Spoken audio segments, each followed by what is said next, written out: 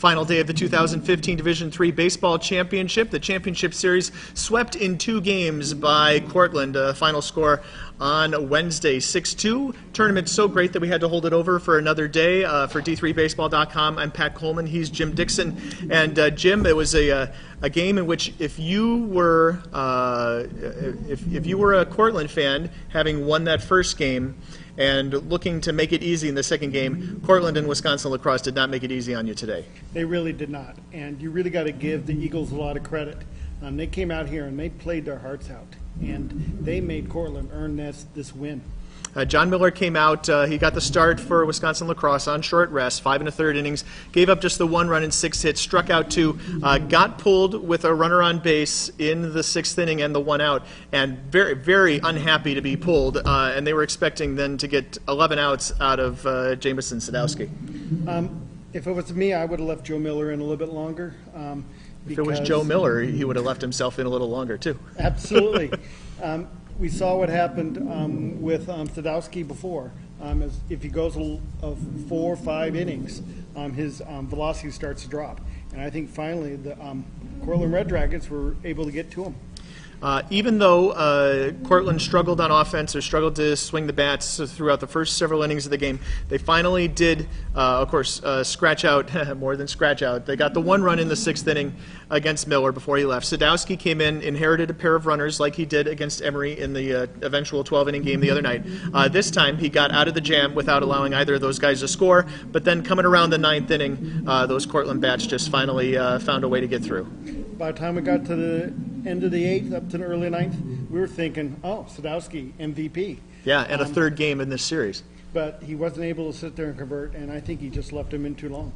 The big blow really by Nick Hart. Hart finished 2 for 5 on the afternoon with a pair of RBIs. 2 RBIs were the big ones. They were a 2-run single up the middle that gave Cortland a 3-2 lead. Both teams were playing tense from the very start, so it's not unusual to sit there and see a very close game. The pitchers were well on mark. So if for everybody who was here, and it wasn't the largest crowd that I've seen, they were treated to an excellent ball game. And go back to the beginning of the day. We were scheduled to start at 11. Teams showed up. In fact, I think pitchers even started warming up. And then the rains came, and we were on hold until the tarp came off the field at 12:15, and then it was beautiful. We actually had a fantastic day for baseball after that. It really was. And it is fitting that in the final game, we had a couple hours of rain delay to sit there and allow us to sit here and get more articles and features on our D3Baseball.com. Oh, nicely done. Look at that. There's much more to come on D3Baseball.com this weekend. Look out for our all-tournament team. This is our take, best player at each position, 3 starting pitchers and a reliever, and we will have all of that for you, and you will be, so look forward to that. Of course, final top 25 poll coming up.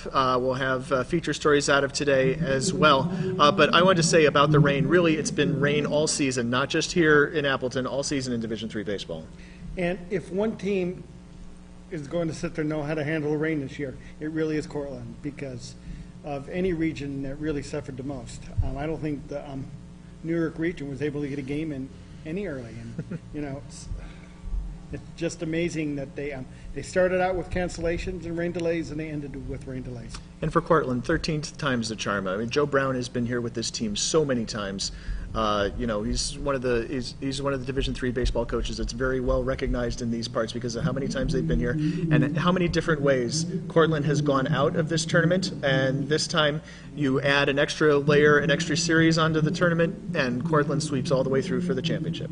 I think in the old format they would have taken the prize.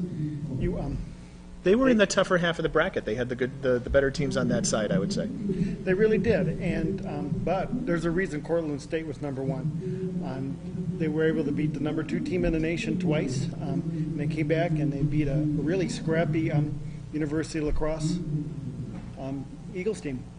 Yep, and they came back and beat them twice to sweep the 3-game series on Wednesday afternoon by the score of 6-2. Jim, final thoughts on the 2015 season? Although it's been over for about 12 and a half minutes. Here, give me your complete final thoughts of a whole year right now. It really has been spectacular. It's just from the very start to the very end, and this really is a fitting way to sit there and end the 2015 season. So he's Jim Dixon. I'm Pat Coleman. We're wrapping up our final recap show here from Grand Chute, Wisconsin. Don't forget to stay tuned for more coverage of Division III baseball all throughout the offseason. 2015 MLB First-Year Player Draft is coming up. We've got plenty of coverage throughout the offseason. We'll see coaching carousel and all sorts of coaching changes as well, but lots of coverage still yet to come from this baseball championship won by SUNY Cortland here in 2015. Again, for Jim Dixon, I'm Pat Coleman. Thanks.